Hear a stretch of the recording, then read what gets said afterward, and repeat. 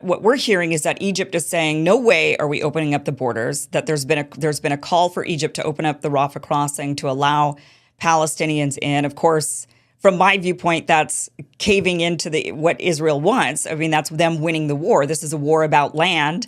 And if you get the people off the land, then Israel wins. It's a de facto win if Egypt then absorbs all the Gazans and says, okay, fine, all the Gazans can come and live here in Egypt.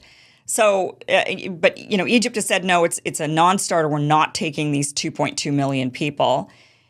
What do you think Egypt should, or what do you think Egypt will end up doing? Because there's a worry that Egypt, which is very much taking money from the United States, it's the second, minus the Ukraine war, Israel was the number one country receiving aid from the United States. Egypt, number two. That's a lot of power that the United States and by default Israel has on Egypt. Do you think Egypt will cave and open up those borders, take in the Gazans, and the ethnic cleansing will have finished?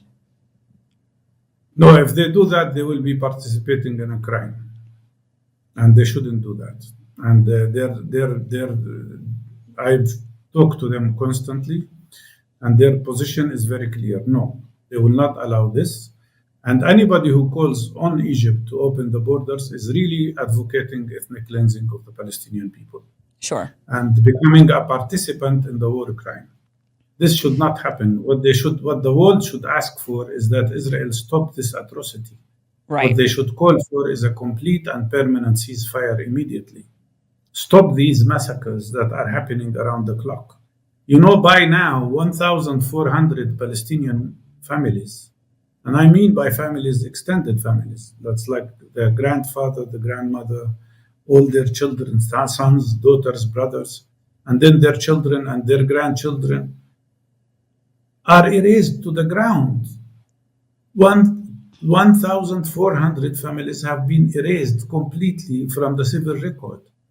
Each family about 50 or 60 people. This is the kind of atrocity we are subjected to. They keep speaking about the 1,200 Israelis that were killed. Okay, I'm not happy about the killing of any person, including the Israelis. But what about the 22,000 Palestinians killed?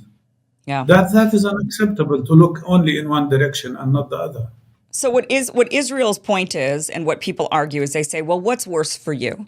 Is it worse for you to be, they'll say people need to start looking out for themselves and their families and their futures and preserving their families. So is it worse for them to just go and live in Egypt and become Egyptians, or eventually? But they will not be. Impossible. There are so many Palestinians who have been in Egypt and Jordan and other countries. They never get any citizenship. It's impossible. Well, that's right, but that's the fault of those countries. Those countries should grant them citizenship. We have 7 million. We have 7 million Palestinian refugees already displaced from what they should be living in, which is Palestine. Right. And Israel. And 7 million refugees is not enough for them. They want to ethnically cleanse us all. They will start now with Egypt, and then tomorrow they will come here to Ramallah and say we should all go to Jordan. How could anybody comprehend that? And the big question is, why don't Israel leave us? Why don't they end their occupation? Leave the West Bank, leave Gaza Strip. They care about their security. Bring the U.S. troops and put them on the borders. Bring UN troops if you want. Bring whoever you want, because we need protection from them, not they need protection from us. The reality is they are so powerful. They have the largest army in the region. They have 200 nuclear heads. What do we have? It's a small militia group that is fighting them now. Yeah. And we are the ones whose security has been injured and affected constantly since 1948. We are the ones who are in need for protection and security. And their occupation must end. Yeah. Not to transform occupation into annexation of other people's land, as they did to a lot of our land before. Right. And believe me, if they continue like this, it will neither be good for Palestinians nor Israelis. Do they think that the whole world, the Arab world, the 2 billion Arabs and Muslims will just accept ethnic cleansing of Palestinians without any reaction? That is very, very weak kind of thinking, honestly speaking. Well, they're getting a reaction. They're certainly losing for the first time I have seen, Israel is losing the narrative war here in the United States.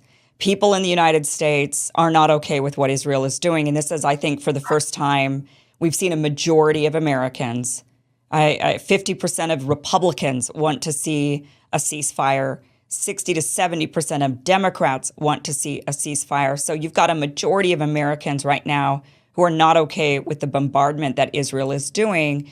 There's just a vocal minority. And it does seem like what Israel's strategy is, and I've been saying this from the very beginning because it's pretty obvious, and you Palestinians know, you've seen this your whole lives. They're clearly trying to shove you out of the land. So they're clearly trying to push all these Gazans to the Rafah crossing border.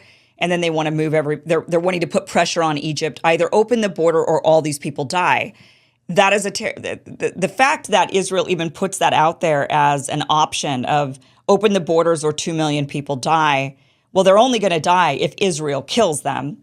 Yet yet many people are looking at Egypt and saying, well, Egypt is the criminal here for not opening the border, when obviously the criminal is the one who's actually committing the massacre.